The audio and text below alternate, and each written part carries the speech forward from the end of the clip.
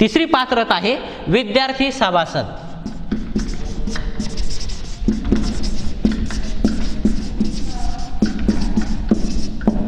तिसरी पात्रता आहे विद्यार्थी सभासद। आता मित्रांनो, आपण पहिली सभासदाची पात्रता काय सांगितली की ज्या व्यक्तीनं त्याच्या वयाची 18 वर्ष पूर्ण केलेली आहेत असा कोणताही व्यक्ती सहकारी संस्थेचा सभासद होऊ शकतो।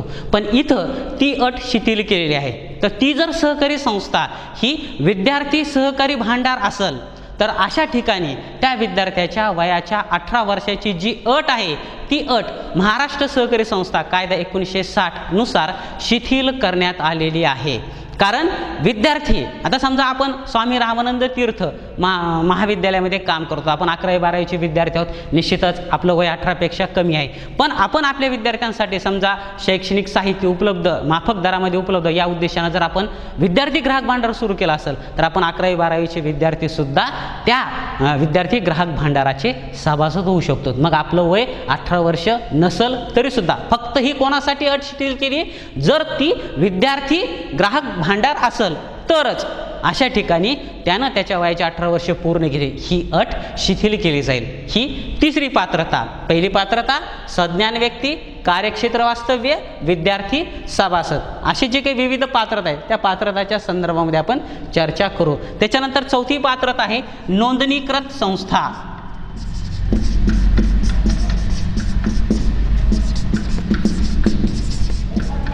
चौथी पात्रता काय? नोंदणीकृत संस्था।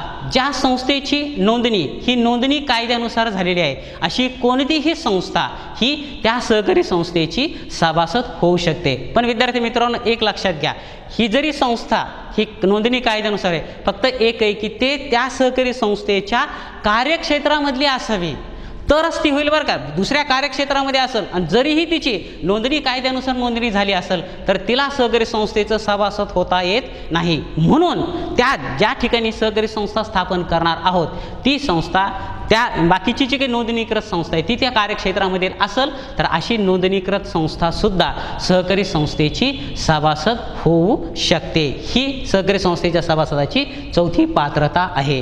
त्याच्यानंतर पाचवी पात्रता आहे भागीदारी संस्था।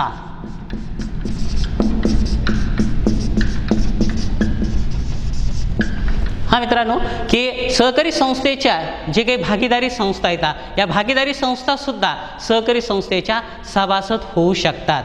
फक्त भारतीय भागीदारी कायदा 1932 आणि 2013 यानुसार त्या सहकारी संस्थेची स्थापना झालेली असावी। आपण सुरुवातीलाच एक मुद्दा स्पष्ट केलेला होता की भागीदारी संस्था असेल, एकल व्यापारी असेल किंवा कंपनी किंवा संयुक्त स्कंद प्रमंडळ असेल, हे सगळे नफा मिळविण्याच्या उद्देशाने स्थापन झालेत आणि नेमकं त्याच्या विरुद्ध ही सहकारी संस्था असते की नफा मिळवणं हा दुय्यम हेतू असतो, तर सेवा प्रदान करणं या उद्देशाने सहकारी संस्था। पण भागीदारी संस्थेचा उद्देश आणि सहकारी संस्थेचा उद्देश जर एकच असेल तर अशा प्रसंगी भारतीय भागीदारी कायदा 1932 नुसार स्थापन झालेली भागीदारी संस्था सुद्धा सहकारी संस्थेची सभासद होऊ शकते। ही सहकारी संस्थेच्या सभासदाची चौथी किंवा पाचवी पात्रता आपल्याला सांगता येते। त्याच्यानंतर सहावी पात्रता सांगता येते कंपनी की ज्याला आपण संयुक्त स्कंद प्रमंडळ या नावाने ओळखतो किंवा संयुक्त भांडवली संस्था या नावाने ओळखतो। तर आपल्याला माहिती आहे का, भारतामध्ये भारतीय कंपनी कायदा 1956 नुसार आणि 2013 मध्ये त्याच्यामध्ये सुधारणा केली। 2000 हे भारतीय कंपनी कायदा 1956 2013 नुसार जर त्या कंपनीची स्थापना झाली असेल तर ती कंपनी सुद्धा सहकारी संस्थेची सभासद होऊ शकते। फक्त मित्रांनो एकच आहे की कंपनीचा आणि सहकारी संस्थेचा उद्देश हा सारखाच असावा। तर अशा प्रसंगी कंपनी सुद्धा सहकारी संस्थेची सभासद होऊ शकते। ही सभासदाची सहावी पात्रता आपण सांगू शकतो। त्याच्यानंतर सातवी सार्वजनिक विश्वस्त संस्था। सातवी पात्रता आहे सार्वजनिक विश्वस्त संस्था। या सार्वजनिक विश्वस्त संस्थेची स्थापना मुंबई सार्वजनिक विश्वस्त संस्था कायद्यानुसार जर झालेली असेल तर अशी कोणतीही सार्वजनिक विश्वस्त संस्था की जी समाजामध्ये सेवा प्रदान करण्याच्या उद्देशानं स्थापन झालेली आहे अशी संस्थासुद्धा महाराष्ट्र सहकारी संस्था कायदा 1960 अधिनियम 1961 नुसार सहकारी संस्थेच्या सभासदास पात्र असते. आपण हे सगळं काय बघालो तर सभासदाची पात्रता. म्हणून सार्वजनिक विश्वस्त संस्थासुद्धा ही सहकारी संस्थेची जी काही सभासद आहे ती सभासद होऊ शकते. ही त्याची 7वी. त्याच्यानंतरची 8वी आहे सहकारी संस्था.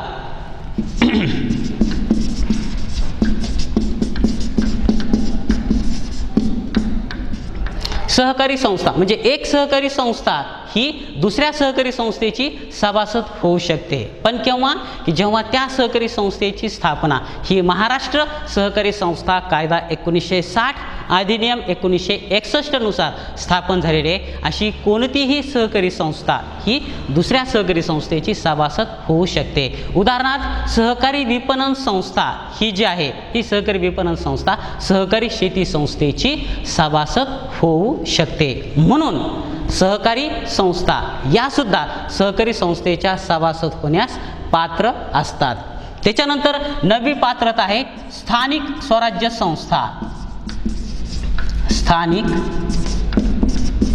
स्वराज्य संस्था. स्थानिक स्वराज्य संस्था सुद्धा सहकारी संस्थेची सभासद होऊ शकते. मग स्थानिक स्वराज्य संस्था म्हणजे काय तर ग्रामपंचायत असेल, नगरपालिका असेल, महानगरपालिका असेल, हे जे काही ग्रामीण भागामध्ये तालुका स्तरावर शहरा स्तरावर ज्या हे आहेत स्थानिक सार्वजनिक संस्था किंवा स्थानिक स्वराज्य संस्था म्हणतो आपण त्याला, या स्थानिक स्वराज्य संस्थासुद्धा सहकारी संस्थेच्या सभासद होऊ शकतात. हे सगळी जी काही सभासदाची पात्रता आहे ही सभासदाची पात्रता कुठं सांगितलेली आहे तर महाराष्ट्र सहकारी संस्था कायदा 1960 अधिनियम 1961 नुसार या सर्व व्यक्ती किंवा या सर्व संस्था सहकारी संस्थेच्या सभासदास पात्र असतात. आणि सगळ्यात महत्त्वाचा घटक एक राहिलेला आहे तो म्हणजे केंद्र किंवा राज्य सरकार.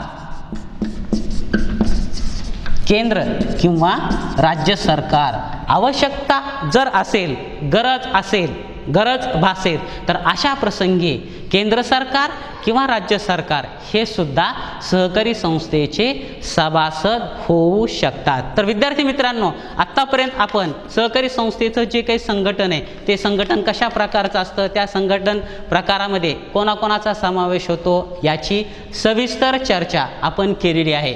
सहकारी संस्थेचं संघटन, त्याच्यामध्ये सभासदामध्ये त्याच्यानंतर आपण व्यवस्थापन समिती सांगितलं होतं, व्यवस्थापन समितीनंतर आपण पदाधिकारी सांगितलेलं होतं, पदाधिकारीनंतर आपण अध्यक्ष, उपाध्यक्ष, सचिव आणि खजिनदार हे सगळे भाग बघितले. आणि त्या अनुषंगानं आपण त्याच्यामधला पहिला जो घटक आहे की सहकारी संस्थेचा सभासद, त्या अनुषंगानं आपण चर्चा केली. मग सभासदाची व्याख्या सुद्धा आपण सांगितलेली आहे की सभासद कोणाला म्हणायचं, कोणता व्यक्ती सहकारी संस्थेचा सभासद होऊ शकतो. म्हणून सभासदाचा अर्थ आणि सभासदाची व्याख्या सुद्धा आपण अभ्यासलेली आहे. त्याच्यानंतर अशी कोण व्यक्ती आहेत किंवा अशा कोणत्या संस्था आहेत की त्या संस्था सहकारी संस्थेच्या सभासद होऊ शकतात. त्याच्यानंतर आपण सभासदाची पात्रता बघितलेली. मग सभासदाची पात्रता काय सांगितलेली आपण, सज्ञान व्यक्ती की ज्या व्यक्तीनं वयाची 18 वर्ष पूर्ण केली, तो कार्यक्षेत्र वास्तव्य, ती सहकारी संस्था ज्या कार्यक्षेत्रामध्ये स्थापन झाली आहे त्याच्यामधला तो रहिवासी असावा.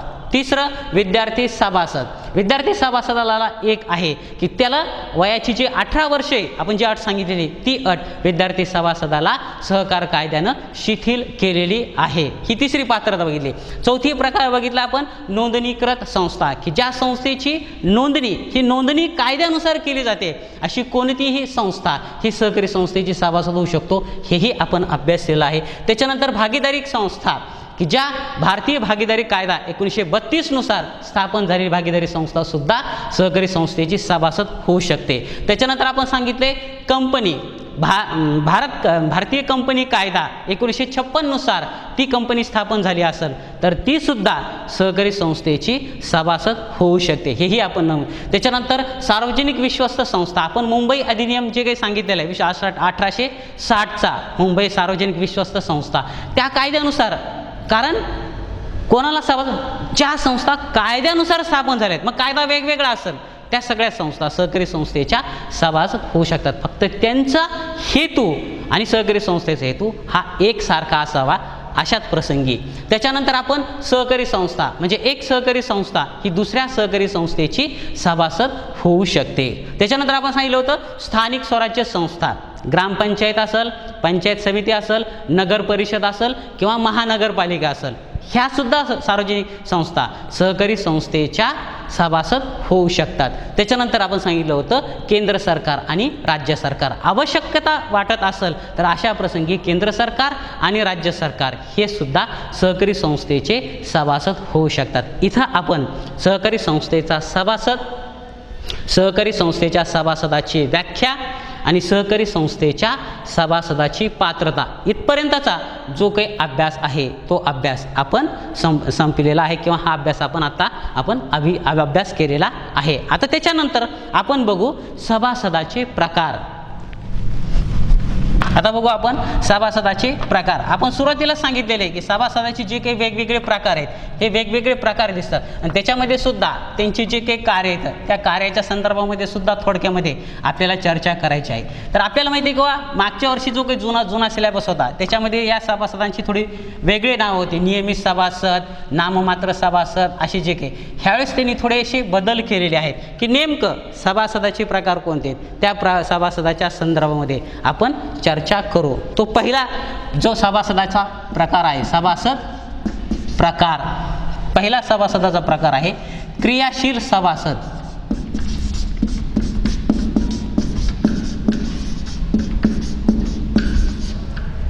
पहिला प्रकार कोणता आहे?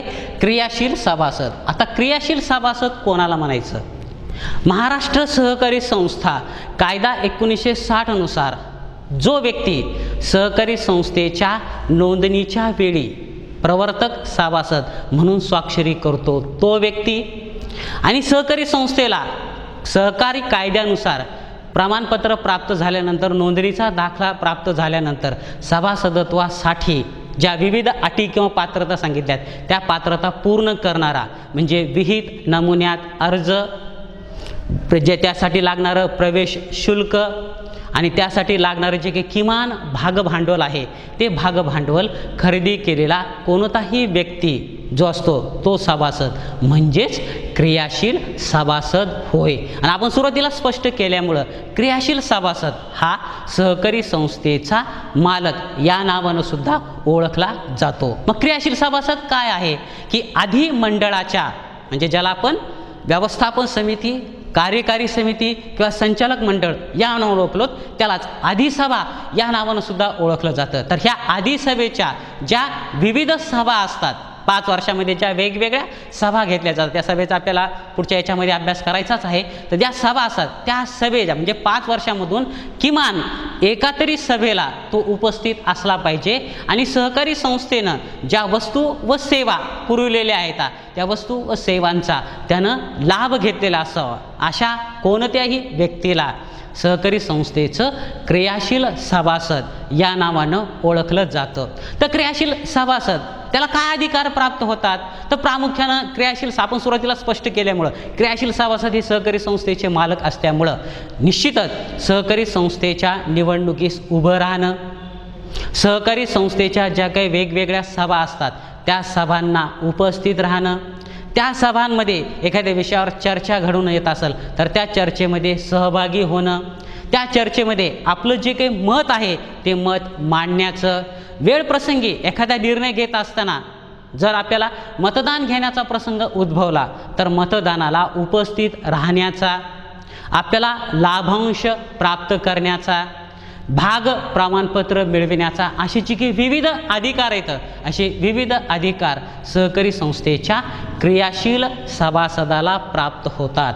पुन्हा मित्रांनो मी सांगतो की क्रियाशील सभासद कोणाला म्हणायचं की क्रियाशील सभासद म्हणजे जो सभासद की जो सहकारी संस्थेच्या नोंदणीच्या वेळी त्या नोंदणी अर्जावर आपलं नाव आणि स्वाक्षरी करतो आणि नोंदणीचा दाखला प्राप्त झाल्यानंतर सहकारी संस्थेचं सभासद स्वीकारण्यासाठी विहित नमुन्यात अर्ज, विहित प्रवेश शुल्क आणि किमान एका भागाची रक्कम आणि आधी सभेच्या ज्या ज्या विविध सभा होतात ह्या 5 वर्षामधल्या किमान एका तरी सभेला तो उपस्थित असणं आवश्यक आहे. असा जो सभासद असतो तो सभासद म्हणजे क्रियाशील सभासद होय. तर प्रामुख्यानं सहकारी संस्थेच्या सभासदाचा हा पहिला प्रकार आहे आणि हा मालक असल्यामुळं सहकार कायद्यानुसार सहकारी संस्थेचे सर्वच्या सर्व जे काही अधिकार आहेत ते अधिकार या सभासदाला प्राप्त झालेले असतात. असा क्रियाशील सभासद असतो.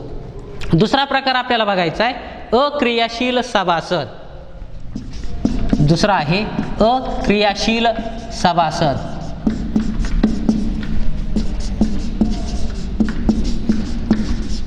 आता लक्षात घ्या काय फरक आहे. इथं क्रियाशील आहे आणि इथं अक्रियाशील. मग अक्रियाशील म्हणजे काय की जो आपण क्रियाशील सभासदाची काय व्याख्या केली की त्यानं विहित नमुन्यामध्ये अर्ज केलेला आहे, त्यानं प्रवेश शुल्क भरलेलं आहे, त्यानं भाग भांडवलसुद्धा खरेदी केलेलं आहे. त्याचप्रमाणे यानं सुद्धा म्हणजे जो अक्रियाशील सभासद आहे त्यानं सुद्धा प्रवेश फी भरलेली असते, भाग भांडवल खरेदी केलेलं असतं, त्यानं विहित नमुन्यात अर्ज केलेला असतो. पण शेवटचं जे एक आहे की जे आपण आधी सभेच्या सभा सांगितलेले आहे ह्या 5 वर्षामधल्या एकाही आधी सभेला तो उपस्थित राहिलेला नसेल. त्याचबरोबर सहकारी संस्थेनं ज्या विविध वस्तू व सेवांचा पुरवठा केलेला आहे त्या वस्तू व सेवांचा त्यानं लाभ घेतलेला नसेल असा कोणताही व्यक्ती हा अक्रियाशील सभासद म्हणून ओळखला जातो. म्हणजे सहकारी संस्थेनं ज्या सेवा जे उद्देश प्रदान केलेले आहेत ते प्रदान केलेल्या सेवा व वस्तूचा त्यानं लाभ घेतलेला नसावा असा अक्रियाशील सभासद म्हणून ओळखला जातो. तसेच तो आधी सभेच्या ज्या सभा असतात 5 वर्षामध्ये जी दरवर्षी घेतल्या जातात त्या 5 वर्षामधले एकाही सभेला तो उपस्थित नसेल तर आधी सभा त्याच्यामध्ये एक अशी नमूद केलेलं आहे अक्रियाशील सभासदाचा. समजा शेवटचं 5वं वर्ष आहे आणि शेवटच्या वर्षामध्ये जर तो उपस्थित आहे तर त्या प्रसंगी जे काही संचालक मंडळ असेल ते संचालक मंडळ 1 महिन्याच्या आत त्या व्यक्तीला तुम्ही सहकारी संस्थेचे सभासद आहात आणि तुम्ही आत्तापर्यंत ज्या 4 वार्षिक सर्वसाधारण सभा झाल्यात त्या सभेला तुम्ही उपस्थित राहिलेला नाहीत आणि आता 5वी सभा येणाऱ्या 1 महिन्यामध्ये घेण्यात येणार आहे त्या सभेला तुम्ही उपस्थित राहावं असं त्यांना सूचना दिली जाते. आणि अशा प्रसंगी जर तो उपस्थित राहिला शेवटच्या समजा 5व्या वार्षिक सर्वसाधारण सभेला तर सुद्धा त्या व्यक्तीला क्रियाशील सभासद म्हणून ओळखलं जातं. पण तो 5वी वर्षी जर तो आधी सभेच्या एकाही सभेला उपस्थित राहिला नसेल तर असा सभासद हा अक्रियाशील सभासद म्हणून ओळखला जातो. मग क्रियाशील सभासदाला जे वेगवेगळे अधिकार प्राप्त झालेले आहेत म्हणजे मतदान करणं, चर्चेत भाग घेणं, भाग भांडवलाचे प्रमाणपत्र मिळवणं, लाभांश मिळवणं, मतदान करणं, निवडणं असे जे काही अधिकार आहेत असे अधिकार या सभासदाला प्राप्त होत नसतात. म्हणून तो सभासद अक्रियाशील सभासद म्हणून ओळखला जातो. हा दुसरा प्रकार. तिसरा प्रकार बघू आपण सहयोगी किंवा संयुक्त सभासद. सहयोगी किंवा संयुक्त सभासद. आता सहयोगी म्हणजे ज्यावेळेस एखाद्या सहकारी संस्थेचे सभासद होतो हे 2 किंवा 2पेक्षा अधिक व्यक्ती पात्रता धारण करत असतात असे जे वेगळे सभासद असतात अशा सभासदाला सहयोगी किंवा संयुक्त सभासद असं ओळखलं जातं. तर आता हा जो काही संयुक्त सभासद असतो ह्या संयुक्त सभासदानं एकत्रपणे भाग खरेदी केलेले नसतात. आपण सांगितले की नियमित सभासद हे क्रियाशील सभासद ह्या क्रियाशील सभासदानं भाग प्रमाणपत्र मिळवले म्हणून भाग प्रमाणपत्रावर प्रथम क्रमांकावर त्याचं नाव असतं. लक्षात घ्या आपल्या रिकामी जागा विचारली जाते की भाग प्रमाणपत्रावर प्रथम क्रमांकावर नाव असलेला सभासद तर कोणता सभासद असतो क्रियाशील सभासद असतो त्याचं भाग प्रमाणपत्रावर प्रथम क्रमांकावर नाव असतं. आणि मग आता आपण सांगू की हा सहयोगी सभासद किंवा संयुक्त सभासद जे आहेत हे संयुक्त सभासद संयुक्तपणे म्हणजे सहयोगी आपण भाग धारण करत असतात. म्हणजे 2 व्यक्ती किंवा बहीण भाऊ असेल, भाऊ भाऊ असेल, वडील मुलगा असेल, आई वडील असतील असे जे असतात असे संयुक्तपणे एखाद्या सहकारी संस्थेचे भाग धारण करतात. अशा व्यक्तींना सहयोगी सभासद किंवा संयुक्त सभासद असं म्हणून ओळखलं जातं. तर संयुक्त सभासदाचं जसं क्रियाशील सभासदाचं भाग प्रमाणपत्रावर प्रथम क्रमांकावर नाव असतं आणि क्रियाशील सभासदाला जे सर्व अधिकार प्राप्त झालेले असतात, तसंच सहयोगी किंवा संयुक्त सभासदाला सुद्धा अधिकार प्राप्त झालेले असतात. फक्त एकच आहे की जो प्रथम क्रमांकाचा भागधारक जो सभासद आहे तो सभासद जर गैरहजर असेल तरच, समजा मी आणि माझी पत्नी आम्ही दोघांनी समजा सहकारी संस्थेला स्वीकारले सहयोगी किंवा संयुक्त सभासद म्हणून, मी जर गैरहजर असेल तर माझ्या प्रसंगी माझी पत्नी त्या सहकारी संस्थेच्या सभेला उपस्थित राहू शकते आणि मग मला जे अधिकार प्राप्त झालेले आहेत ते सर्व अधिकार त्या सहयोगी सभासदाला सुद्धा प्राप्त झालेले असतात. म्हणून संयुक्तपणे भागधारण करणाऱ्या सभासदास संयुक्त सभासद किंवा सहयोगी सभासद या नावानं ओळखलं जातं. हे आपल्या सहकारी संस्थेच्या सभासदाचा तिसरा प्रकार आपल्याला सांगता येतो.